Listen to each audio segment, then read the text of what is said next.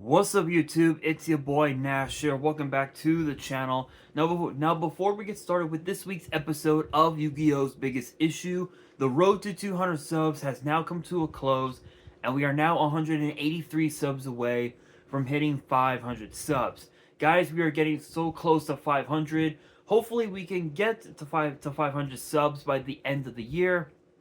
Is it possible? Only one way to find out, but with that being said, if you guys are new to the channel, and I know that a lot of you guys are, because practically 100% of you guys are watching the content, but you guys are not even subscribed. Excuse me. So if you guys are watching the content, you like the content, and you want more of the content, but you guys have not subscribed as of yet, then be sure to subscribe to the channel, turn on the notification bell, smash that thumbs up button on this video, and as always, make sure you guys are following me on all my social media. All of my ads will be in the description below, as will the info to my fan mail. It will also be in the description as well. And I want you guys, and I want you guys to post in the comments below answering the question of the day, which is this: what is your all-time favorite old school Yu-Gi-Oh booster set of all time? Let me know down in the comments below. And for this week's episode of Yu-Gi-Oh's Biggest Issue, Konami has just announced the long-awaited North American release of Retro Pack 2. Now, this is actually very interesting because excuse me, because Retro Pack 1 was actually both Retro Pack 1 and 2 were probably by far the two of the best sets for collectors, mostly because of the fact that mostly because of the fact that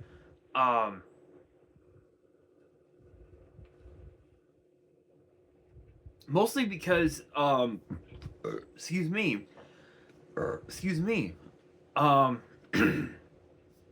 it mostly had a lot to do with the fact that a lot of the cards that were in those sets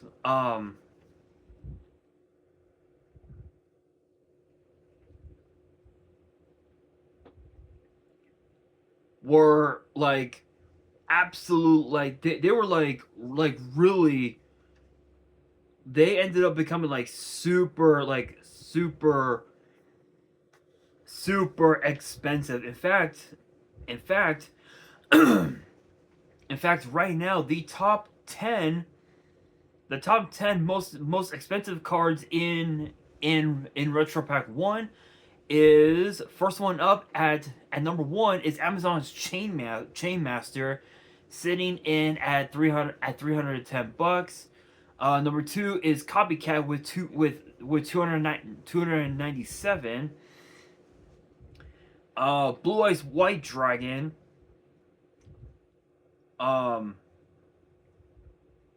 sitting in at a little over 150 bucks. Exchange of the Spirit at 135. Kaiba Man sitting at 98. Like a lot of the cards that were in Retro Pack 1, out of all of them, 40, I would say about 60% of the cards that were in Retro Pack 1 were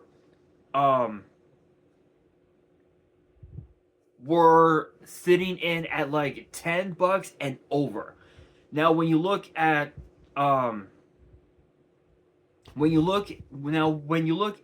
Pack 2, Retro Pack 2 actually was a lot better than what people had expected, because Retro Pack 2 actually was the better one of the two. It was actually a lot better of the two, just because of the fact that Blue Eyes Shining Dragon can be set at up to literally $1,000, like over $1,000. In fact, let's see. Let me go on Troll and Toad.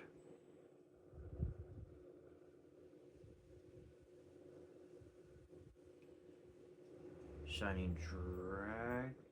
Come on.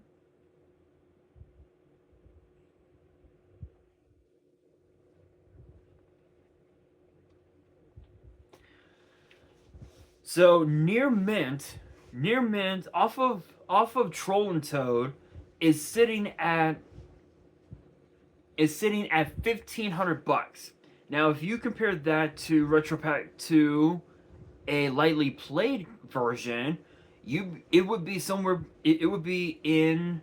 It would be around almost $800.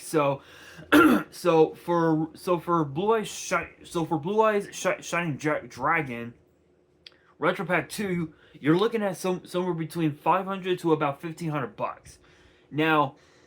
Now again, both of these sets, both Retro Pack 1 and 2 were incredibly crazy, especially with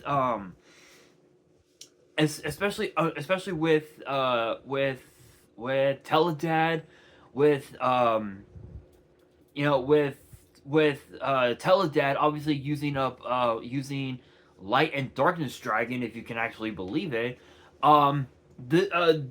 Both these sets were absolutely incredible. But once we got Retro Pack 1's North American release, its North American release, which we got not that long ago. Actually, it was like May. It was like pretty. It was pretty recent, actually. It was pretty recent, actually. In fact, I believe, if I'm right on this,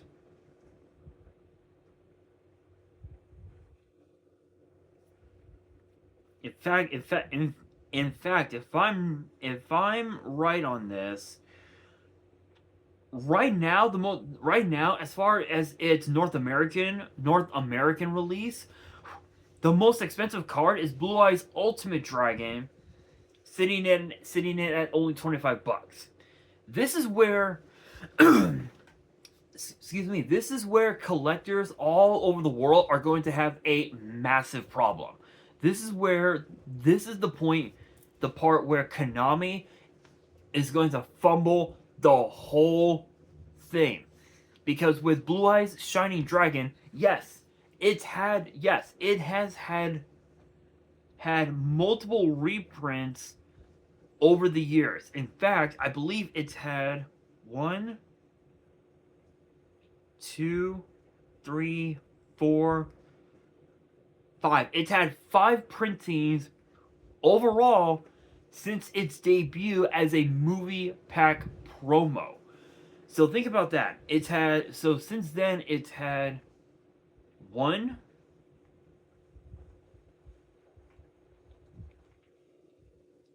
2, 3, 4. It's had about 4 printings. So the first printing was obviously was from the movie promo, which which the movie was called the Pyramid of Light. So that was its first printing. Its second printing was obviously Retro Pack 2. Its third was none other than Duels Pack Rivals of the Pharaoh, which was released in 2017, like 2016, 2017. So it's been quite some time. And then its last reprint came in both first edition and unlimited. So that's two more reprints in Legendary Collection Kaiba. So yeah, that says a lot. That says a lot. The fact that Retro Pack 2's version as a secret rare goes, is sitting pretty at a little over 1,500 is amazing. But again, this is where collectors are going to have a massive problem, because when you look at, again, going back to Retro Pack going back to Retro Pack 1, Amazon's Chain Master is sitting pretty at 310 at like $310. Now imagine, let's see. Let me see.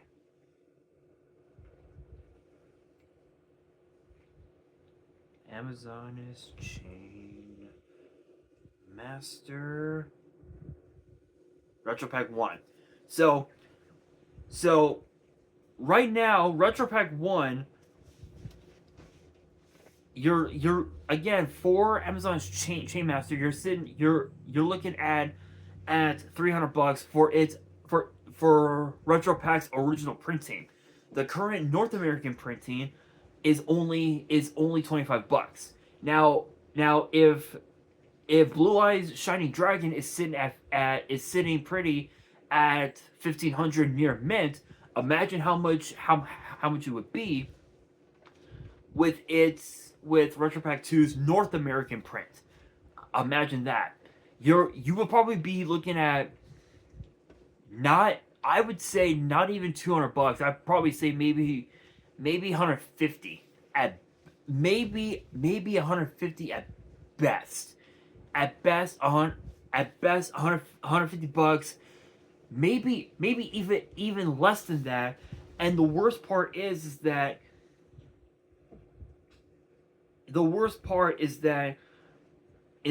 Blue Eyes Shining Dragon, Dragon Master Knight, Light Darkness Dragon, Archfiend Agilfar, all these cards that are sitting pretty at like at least $100 and over are gonna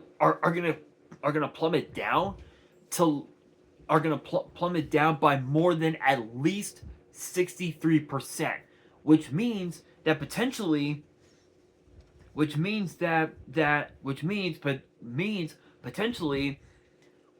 the set's North American release, you're looking at least, I'd say maybe $100, $150, maybe even like $200 or $300 for Blue Eyes Shining Dragon. Dragon Master Knight will probably be sitting pretty at like maybe like $40 or $50 or something like that. Light Darkness Dragon, because that lad has had quite a few reprints over the years, since its first printing, which was a manga promo actually. It'd probably be no more than like maybe $6 at the most. Harvey's Pet Dragon, Valkyrion, the Magna Warrior. All these cards that are over $100 are gonna sit between like 20 to at least $200 at the most. And that right there is what is the big problem, the big issue, if you will, for collectors when it comes to a set like this. The original printing will have prices beyond anybody's imagination, but when it gets reprinted at some point, it just plummets down, and it's not going to be worth it. That's something that a lot of like that. It's something that a lot of newer collectors don't realize. They don't realize that. And I've said this before. It's better to go after the originals than the remakes when it comes to Yu-Gi-Oh, because if you go after the original versions, you're gonna have a very result a very hefty penny at your disposal. But if you go after the newer shit, you're only gonna make back at least like 20 or 30% of how much you spent on that set. So when you look at Retro Pack and Retro Pack 1, they were sitting pretty, for one, for one 4-pack mini box, they were sitting pretty at like $20, $25, somewhere around there. Imagine the price it would be for Retro Pack 2. Retro Pack 2's right now, um from off of YG organization, they they actually they're actually apparently Konami has the price set at $17.96. So $18 per mini box, which will contain 4 packs.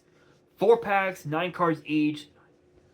So that's 36 cards. So that would be what?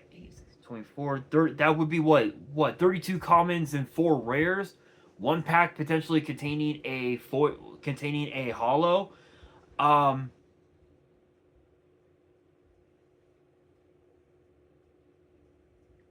and and it's even more weird.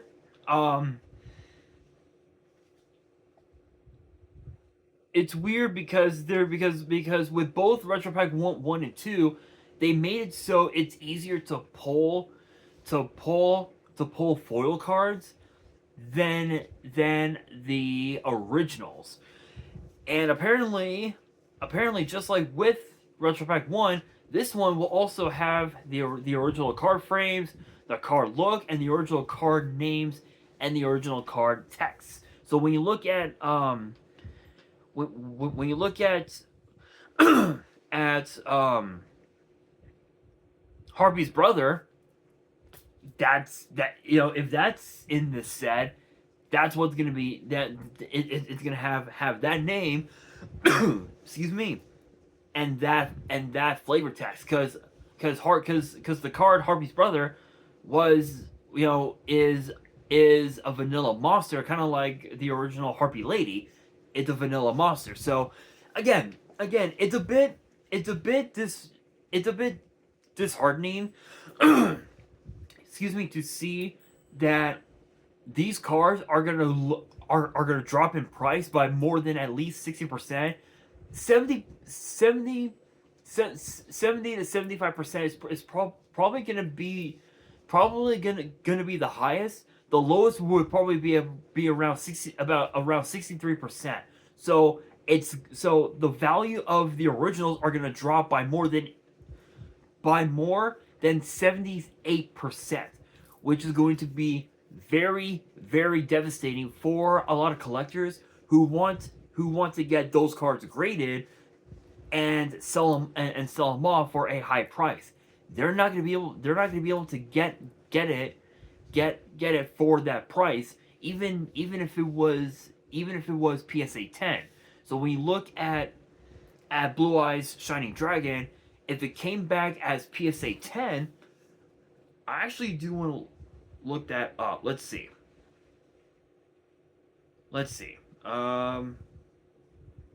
Blue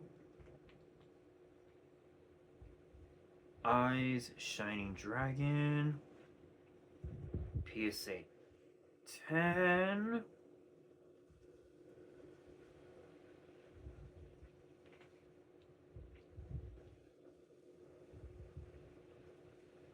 To price. Here we are.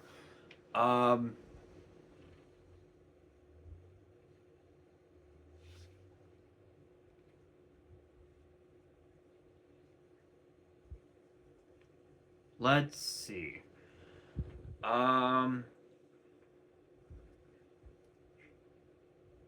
Here we are. Auction. Here we are. Prices. PSA. So right now, as far as Retro Pack 2 of Blue Eyes Shining Dragon, PSA 10, you're literally looking at over almost $30,000. If it came back as PSA as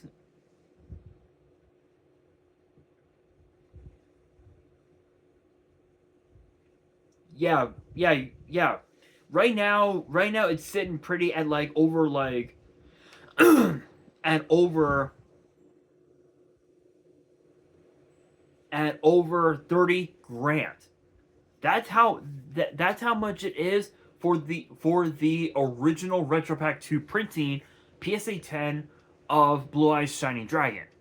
Now imagine excuse me, you guys, excuse me. Now imagine this new version of Retro Pack 2 of Blue Eyes Shining Dragon, and it comes back PSA 10. You're looking at probably 1,500, maybe even 2 grand, 3 grand at best if you're lucky. That's about the most you're gonna get out of something like Blue Eyes Shining Dragon. So hypothetically speaking, Shining Dragon may not be the most expensive card of the set. For all we know, it could be Dragon Master Knight, or it could be a piece of Exodia, which would be very stupid. Excuse me. But I will say, I think Retro Pack 2, this new version of Retro Pack 2 is going to be very interesting, and it's going to be interesting to see what the most expensive card will be, because at this point, it could be anything. It could literally be anything. It could be Dragon Master Knight. It could be Light Darkness Dragon, Harpy's Pet Dragon. It could be Victory Dragon, which even Victory Dragon is a banned card because you can't really use it. You can't use it in an official tournament duel. Ring of Destruction could be it. Thousand Eyes Restrict. Injection Fairy, Lily, Yamada Dragon, Gores could potentially be the card that could be the most expensive card of the set. It could be anything, but I wanted to get Retro Pack 1 and